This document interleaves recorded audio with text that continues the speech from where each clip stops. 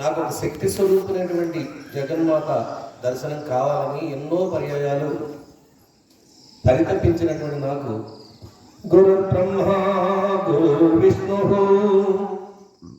గురుర్దేవో మహేశ్వర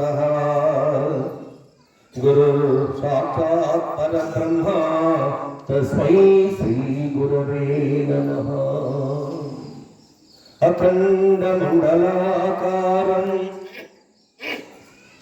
వ్యాప్తం येन చరాచరం తత్పదం దర్శితం येन మాముపయాంతి తే.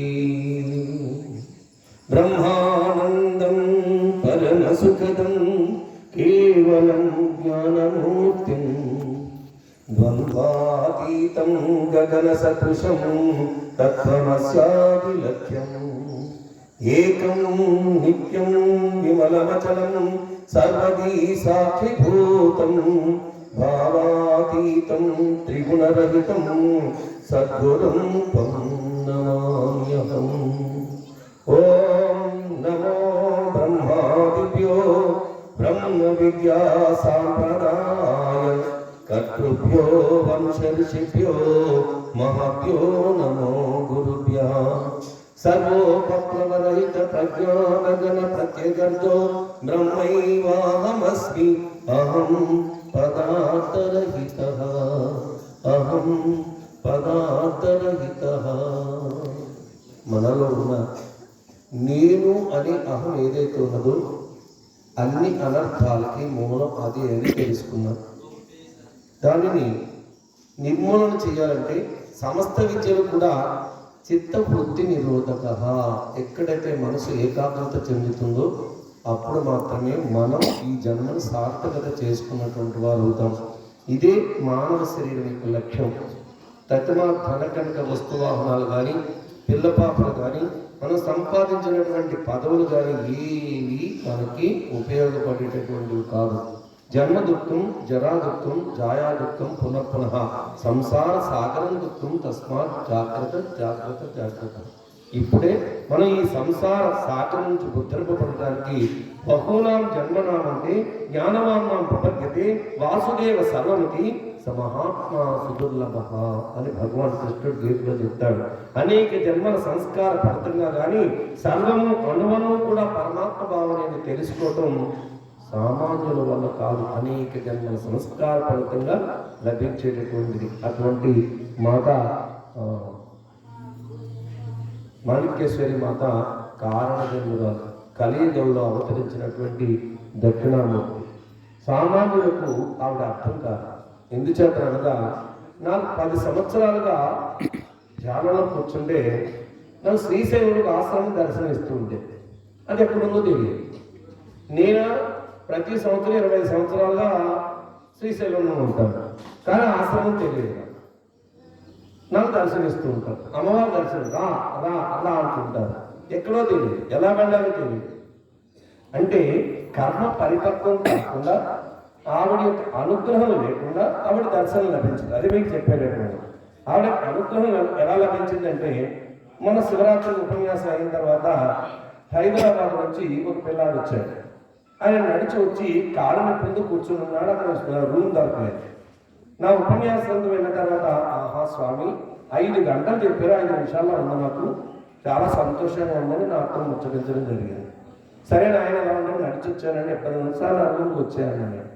ఆయన ఏం చేశాడంటే మర్నాడు గంగా ఒడ్డుకి వెళదామని చెప్పి గంగా నదికి వస్తూ ఉంటే అక్కడ అమ్మవారి యొక్క సత్రం నాకు కనపడింది, మాణిక్యేశ్వరి మాత. వెంటనే ఆయన ఉన్నాడు, ఆయన ఈ మాత యొక్క ట్రస్ట్ బోర్డు మెంబర్ గారు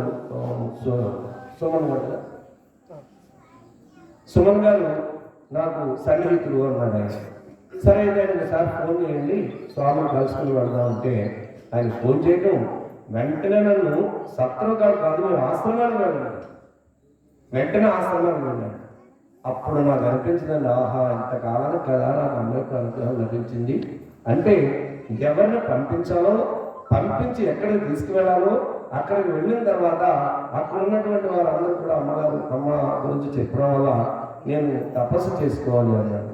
రెండని చెప్పి అమ్మ ఎక్కడైతే ఏ చెట్టు మీద అయితే తపస్సు చేసిందో ఆ చెట్టు దగ్గర నన్ను తీసుకువెళ్ళాను.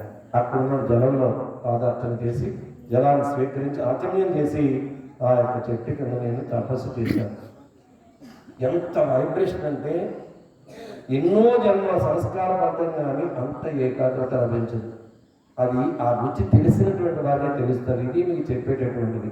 మీ అందరూ కూడా వెళ్ళే ఉంటారు, మీకేం నేనేం చెప్పక్కర్లేదు. అయినా నా ముచ్చట కొద్ది అమ్మ గురించి నేను చెప్తాను.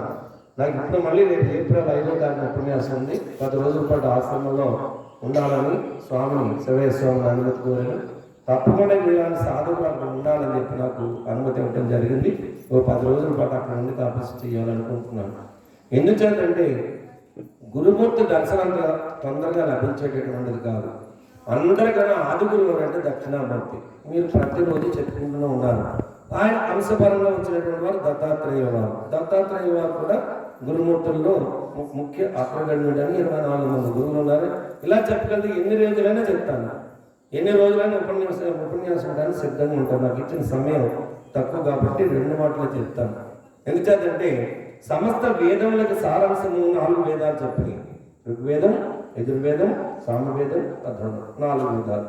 ఈ 4 వేదాల సారాంశాన్ని కూడా యాజ్ఞవల్క్య మహర్షి ఒక్క ఉపనిషత్తులో చెప్పారు. అది తైత్రీయ ఉపనిషత్తు. సత్యాన్న ప్రముఖతవ్యం, ధర్మాన్న ప్రముఖతవ్యం, కుశలాన్న ప్రముఖతవ్యం, దేవపితృ కార్యాభ్యాన్న ప్రముఖతవ్యం, ప్రవచనాభ్యాన్న ప్రముఖతవ్యం, స్వాధ్యాభ్యాన్న ప్రముఖతవ్యం, మాతృదేవో భవ, పితృదేవో భవ, ఆచార్యదేవో భవ, అతిథి దేవో భవ అని తైత్రీయ ఉపనిషత్తులో చెప్పబడింది. ముందుగా సత్యాన్ని పలకాలి. అది అమ్మ మనకు నేర్పినటువంటిది. సత్సంగత్వే నిస్సంగత్వం, నిస్సంగత్వే నిర్మోహత్వం, నిర్మోహత్వే నిశ్చలతత్వం, నిశ్చలతత్వే జీవన్ముక్తి అని ఆదర్శించరు అన్నారు. జీవించి ఉండగానే ముక్తి మార్గాన్ని ఎదుర్కోవాలి. అది ఎదుర్కోవాలంటే గురువు కావాలి, గురుపాదం పట్టాలి. గురువు యొక్క చరణధూళిని శిరమును ధరించి గోదాదేవి పుణ్యపురుష నామోట్లకు సాధించదగ్గ ముఖ్య సాధనను పలికే అమ్మ ఏ విగ్రహారాధన చెప్పలేదు. మిమ్మల్ని మీరు తెలుసుకోమన్నది, మిమ్మల్ని మీరు అన్వయించుకోమన్నది. అహింసో పరమో ధర్మ అని ఆవిడకు ఉపదేశం ఇచ్చింది. ఆ అహింస నుండే మొత్తం హింసా ప్రవృత్తి పోతుంది. అందులో ఉన్నటువంటివి అరిషడ్వర్గాలు కామ, క్రోధ, లోభ, మోహ, మద, మాత్సర్యాలను విడనాటుక. 2 రాగద్వేషాలు కూడా శత్రువులే. రాగమున్న శత్రువే, ద్వేషం ఉన్న శత్రువే. అష్టమదాలు ఎప్పుడు పనికిరావు. వీటిని ఎవరికి వారుగా తొలగించుకోవాలి. ఇది సత్యం, ఇది ధర్మం. క్షేమాన్ని కోరాలి. యద్భావం తద్భవతి. నీవు బాగోవాలి, ఎదుటివారు బాగోవాలి అనేటువంటి ఒక సంకల్పం నీకు ఎప్పుడైతే ఉందో మనసు నిర్మలం అవుతుంది. ద్వేషం నీలో పెట్టుకుంటే మనసు నిర్మలమయ్యేటటువంటిది కాదు. కాబట్టి రాగద్వేషాన్ని ఎప్పుడు నువ్వు విడనాడవలసి ఉంటుంది. ఆ విధంగా నిన్ను నువ్వు తెలుసుకోవాలి. అయితే గుళ్ళలోకి వెళ్ళి ఆరాధన చేసి తీర్థయాత్ర చేసి ఎన్ని ములుగునా ఏమీ ప్రయోజనం లేదన్నా. ఎందుచేత లేదు అంటే కృష్ణ భగవానుడు భగవద్గీత 5వ అధ్యాయం కర్మ సన్యాస యోగంలో చెప్పేశారు దాని గురించి. నాయన నకర్తత్వే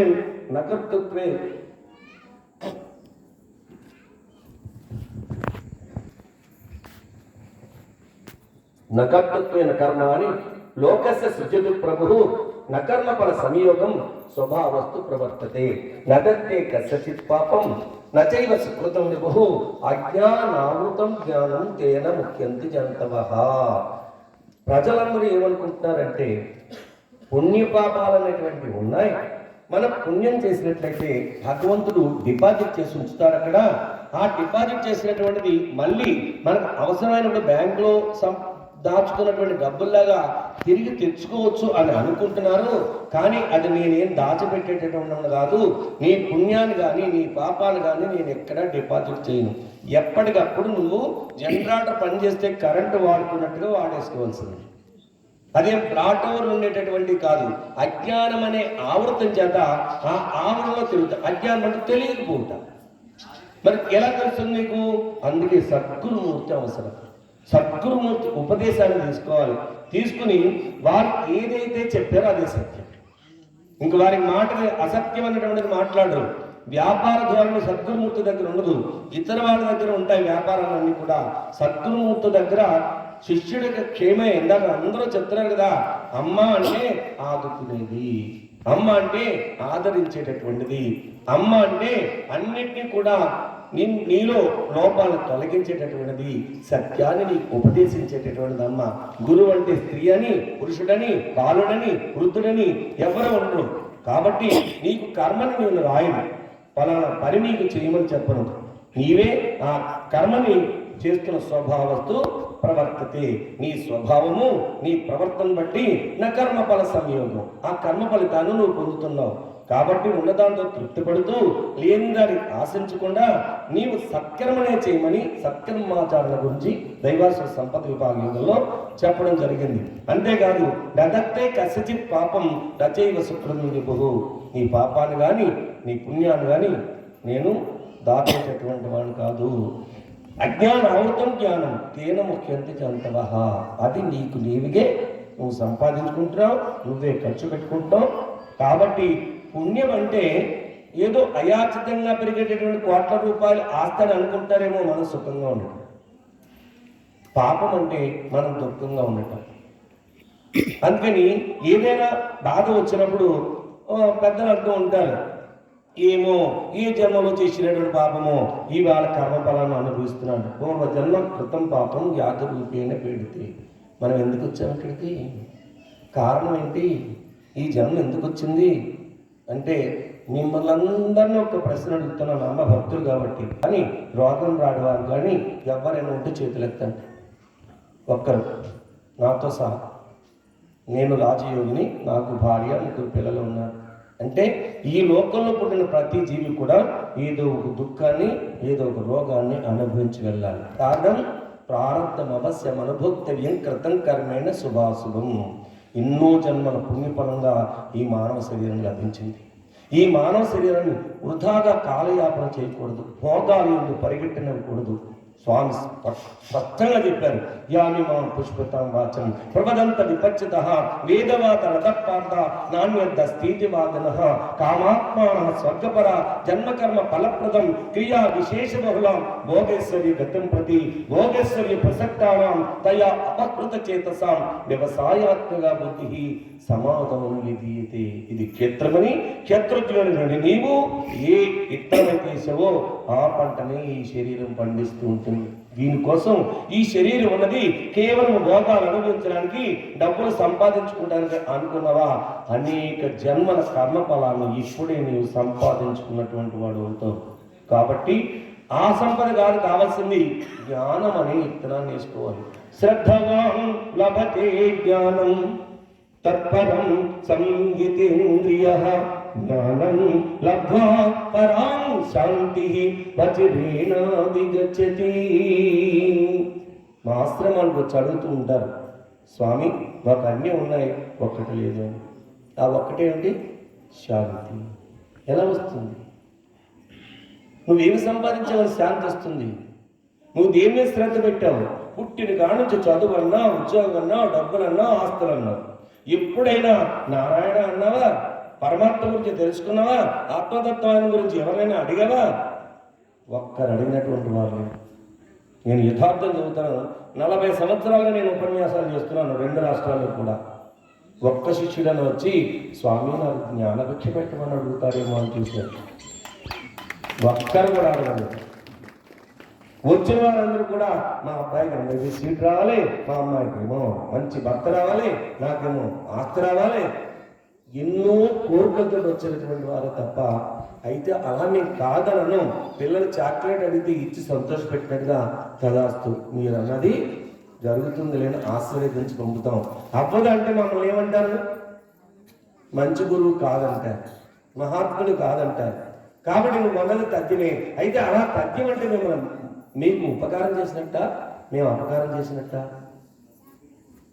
అపకారం చేసినట్టే. ఉపకారం చేయాలంటే వ్యామోహాన్ని తగ్గించుకోవాలి. ఎవరికి ఇంద్రియ నిగ్రహం కావాలి. సంయమేంద్రియ గ్రామం సర్వత్రా సమబుద్ధయ